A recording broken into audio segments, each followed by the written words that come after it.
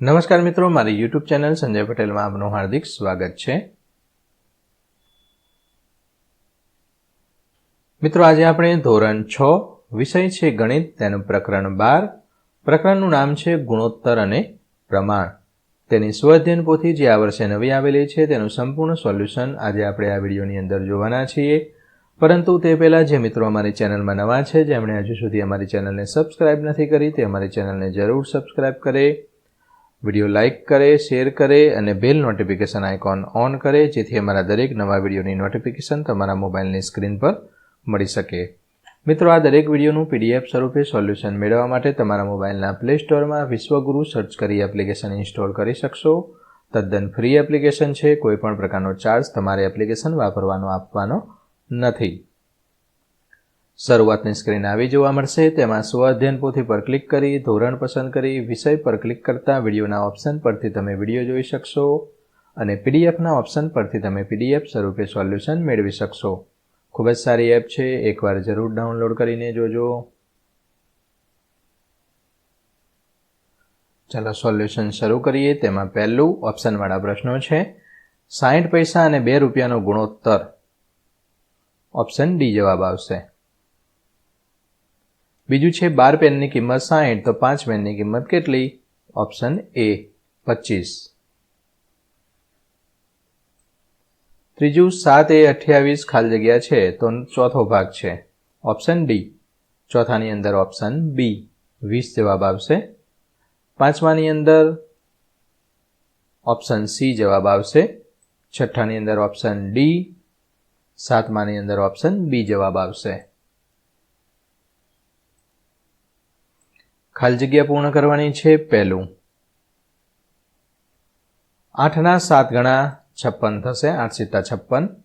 બીજું છે 15 લીટર અને 20 લીટરનો ગુણોત્તર 3:4, એટલે કે અહીંયા 15 અને અહીંયા 20 લખ્યા રેડી, તો અહીંયા થશે 5 તરી 15 અને વચ્ચે 2 ટપકા, અહીંયા 5 ચોક 20। ઓકે, 5 5 ઉડી ગયા, કેટલા વધ્યા? આ 3 અને આ 4। ત્રીજું વ્યસ્ત ગુણોત્તર ઉલટું કરી દેવાનું। આનો મતલબ શું થાય? 5/8 નો મતલબ 5/8 આવું થાય। હવે અહીંયા શું કીધું છે? વ્યસ્ત ગુણોત્તર કીધું છે, એટલે 8 છે ઉપર લઈ લેવાના અને 5 છે એ નીચે લઈ લેવાના। તો આ રીતે જવાબ આ રીતે લખાય। અતિ સંક્ષિપ્ત રૂપ 60/80, 0 0 ગઈ, 3 દુ 6 અને 4 દુ 8, 3 અને 4 વધ્યા આ પ્રમાણે।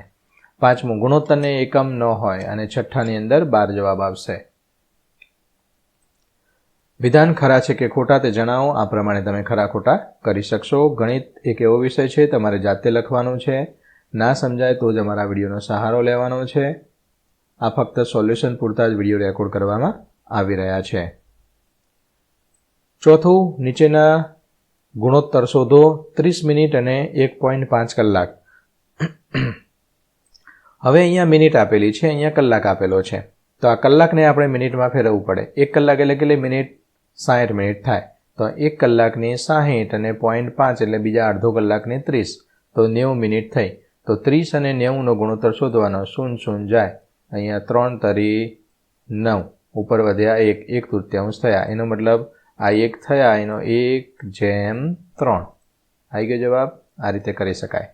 75 પૈસા અને 2 રૂપિયા, અહીંયા પૈસા આપ્યા છે માટે પૈસામાં ફેરવવા પડે।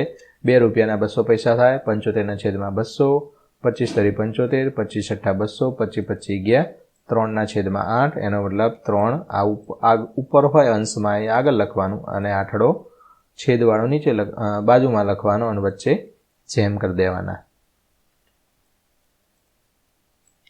તે જ રીતે ત્રીજો અને ચોથો દાખલો છે તે તમે ગણતરી કરી શકશો। મિત્રો, આ દરેક વિડીયોનું PDF સ્વરૂપે સોલ્યુશન મેળવવા વિશ્વગુરુ એપ ઇન્સ્ટોલ કરો, તદ્દન ફ્રી છે, કોઈપણ પ્રકારનો ચાર્જ તમારી પાસેથી લેવામાં આવતો નથી। પાંચમું, દરેક ખાનામાં જવાબ લખવાનો છે 2/3, એનો મતલબ હવે આ 2 છે, અહીંયા 8 છે, તો 2ને એવી કઈ સંખ્યા વડે ગુણો તો 8 આવે? તો 4 વડે। કેટલા વડે? 4 વડે। ઓકે, અંગ્રેજીમાં લખી દઉં, 4 વડે ગુણવા પડે। તો ઉપર 4 વડે ગુણ્યા તો નીચે પણ 4 વડે ગુણવા પડે, તો 3 ચોક 12, 12 આવી ગયા। હવે 8 છે અને અહીંયા 14 છે, તો આ પ્રમાણે 8ની અંદર કેટલા ઉમેર્યા તો એટલા અહીંયા ઉમેરવાના। તે જ રીતે આ જેટલું અહીંયા ઉપરની જે સંખ્યા આવે તે જ રીતે અહીંયા નીચે પણ એટલા વડે કરવું પડે। ઓકે, તો આ પ્રમાણે તમે કરી શકશો। બીજું, ત્રીજું અને ચોથું આ પ્રમાણે લખવાનું છે। અહીંયા 4 છે, અહીંયા લખેલા 15 છે, તો 5 તરી 15, તો 3 વડે ગુણ્યા, તો અહીંયા પણ 3 વડે ગુણવાના, 4 તરીને 12।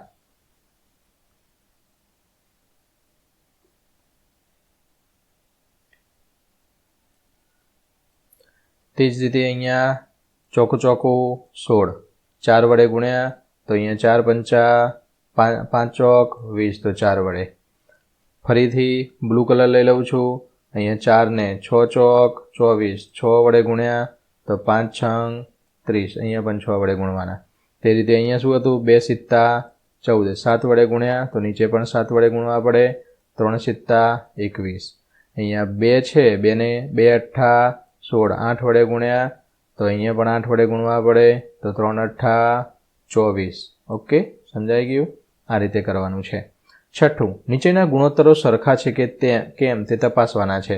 તો 12/16 એટલે કે 12/16 અને 18/24, 18/24 આ બંનેનું કરીએ તો અતિ સંક્ષિપ્ત રૂપ આટલું થાય છે। તો આ બંને ગુણોત્તર સરખા છે। અહીંયા પણ સરખું થાય છે, માટે આ ગુણોત્તર સરખા છે। નીચેના ગુણોત્તરો પ્રમાણમાં છે કે કેમ તે તપાસવાનું છે। અહીંયા આ બેનો ગુણોત્તર છે અને આ આટલાનો ગુણોત્તર છે। તો અહીંયા 3/5 છે, અહીંયા 5/3 છે, ઊંધું છે એટલે ગુણોત્તર પ્રમાણમાં કહેવાય નહીં। આના જેવું જ સેમ આવવું જોઈએ અથવા આના જેવું જ આ આવવું જોઈએ, બંને સરખું આવવું જોઈએ। અહીંયા આ બે વચ્ચેનો ગુણોત્તર અને આ બે લાડુ વચ્ચેનો ગુણોત્તર, તો અહીંયા 5/7, અહીંયા પણ 5/7, ગુણોત્તર પ્રમાણમાં છે। સરખા હોય તો પ્રમાણમાં કહેવાય। 8મું, સંગીતાએ 13 બોલપેન 91 રૂપિયામાં ખરીદી, સંદીપે આવી જ 11 બોલપેન 99 રૂપિયામાં ખરીદી। તો કોણે સસ્તા ભાવે બોલપેન ખરીદી? તો એક બોલપેનની કિંમત કાઢવી પડે। સંગીતાને એક બોલપેનની કિંમત 7 રૂપિયા, સંદીપની એક બોલપેનની કિંમત 9 રૂપિયા। તો સંગીતાએ સસ્તામાં ખરીદી કેટલા રૂપિયા? 9માંથી 7 જાય તો 2 રૂપિયા સસ્તી પડી। 9મું, 56 ચોપડીનું વજન 7 કિલોગ્રામ, તો 24 ચોપડીનું વજન કેટલું? તો ચોકડી ગુણાકાર કરતા અહીંયા આ રીતે 7 અઠ્ઠા 56, 8 વટ્યા 8 તરીને 24, તો 3 વધ્યા, તો 3 કિલોગ્રામ 24 ચોપડીનું વજન થાય। 10મું, દિનેશ 8 ઓવરમાં 56 રન કર્યા। કેટલા? 8 ઓવરમાં 56 રન। એક ઓવરમાં કેટલા બોલ આવે? 6 બોલ આવે ને? ઓકે। સંદીપે 6 ઓવરમાં 48 રન કર્યા। તો કોણ સારું રમ્યું? તો અહીંયા 56ની 8 ઓવર કરો, 56/8 કરો તો એક ઓવરમાં 7 રન થયા। અહીંયા 48/6 કરો તો એક ઓવરમાં 8 રન થયા। તો કોણ સારું રમ્યું? સંદીપ સારું રમ્યું કહેવાય। જાતે કરીએ, આ પ્રવૃત્તિ તમારે કરવાની છે। તો મિત્રો, આશા રાખું કે આ વિડીયો છે તેનું સોલ્યુશન તમને સારી રીતે સમજાઈ ગયું હશે। દરેક વિડીયોનું PDF સ્વરૂપે સોલ્યુશન મેળવવા વિશ્વગુરુ એપ ઇન્સ્ટોલ કરો, તદ્દન ફ્રી છે। કોઈપણ પ્રકારનો ચાર્જ તમારી પાસેથી લેવામાં આવતો નથી। ફરી મળીશું આગળના વિડીયોમાં, ત્યાં સુધી આવજો।